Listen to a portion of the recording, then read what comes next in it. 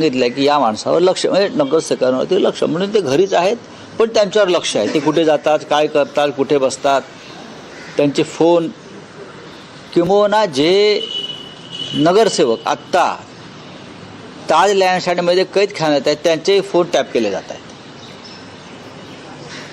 मी तुम्हाला सांगतो, जरी रश्मी शुक्ला नसल्या तरी प्रक्रिया तीच आहे.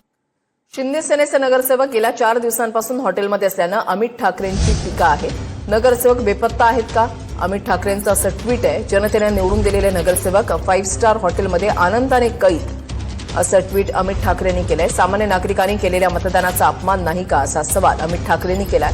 किती खाली घसरणार आहे महाराष्ट्राचं राजकारण, असा सवाल देखील त्यांनी केलाय. अमित ठाकरेंनी केलेलं ट्विट आपण पाहूयात.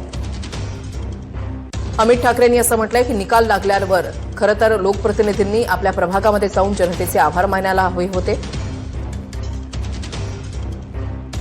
लोकांच्या समस्या सोडवायला सुरुवात करायला हवी होती, पण दुर्दैवानं ज्यांना जनतेनं निवडून दिलंय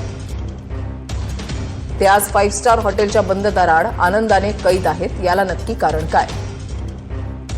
स्वतःच्याच सहकाऱ्यांवरचा अविश्वास, स्वार्थी राजकारण, या राजकीय पळवापळवीमुळे ज्या सामान्य नागरिकांनी मतदान केलं त्यांचा अपमान होत नाही का? किती खाली घसरणार आहे महाराष्ट्राचं राजकारण?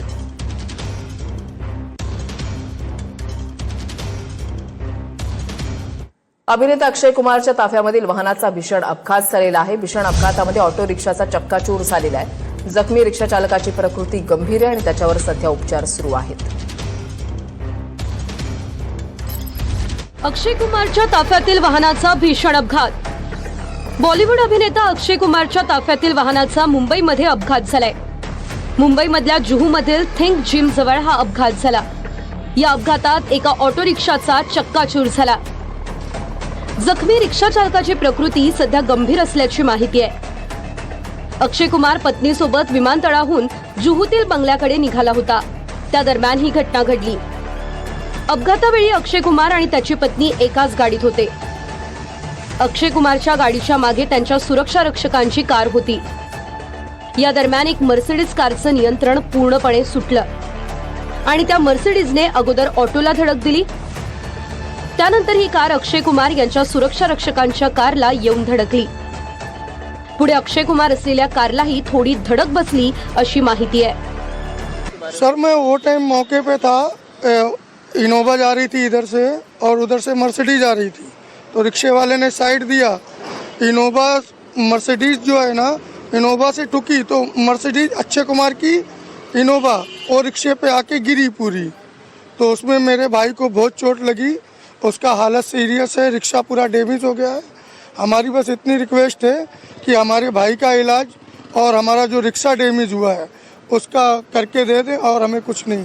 मुंबईच्या जुहू परिसरामध्ये सोमवारी रात्री 9-9:30च्या सुमारास एका रिक्षाचा अपघात झालेला आहे आणि तो अत्यंत भयंकर अपघात झालेला आहे. सध्या आम्ही त्या स्पॉटवर आहोत.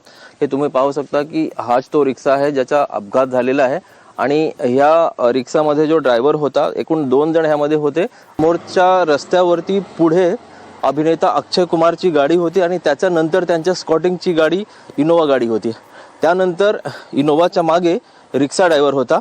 मर्सिडीज कारनी जोरदार टक्कर दिली, धडक दिली. पुढील कारवाई सुरू आहे. कॅमेरा पर्सन प्रणित कापसेसह ब्रिजभान जयस्वार, TV9 मराठी. बाळासाहेबांच्या जयंतीनिमित्त ठाकरे बंधू एकत्र येणार आहेत. षण्मुखानंद सभागृहामध्ये 23 जानेवारीला ते एकत्र येतील. शिवसेना प्रमुखांच्या जन्मशताब्दी वर्षानिमित्त विशेष कार्यक्रमाचं आयोजन करण्यात आलंय. त्यातर्फे 23 तारखेला बाळासाहेबांच्या शताब्दी वर्षाला जी सुरुवात होते आहे, तर नक्कीच कार्यक्रम असणार, सोहळा असेल. फक्त जागा जी आहे ती आता दुपारपर्यंत बहुधा षण्मुखानंद हॉललाच हा कार्यक्रम होईल.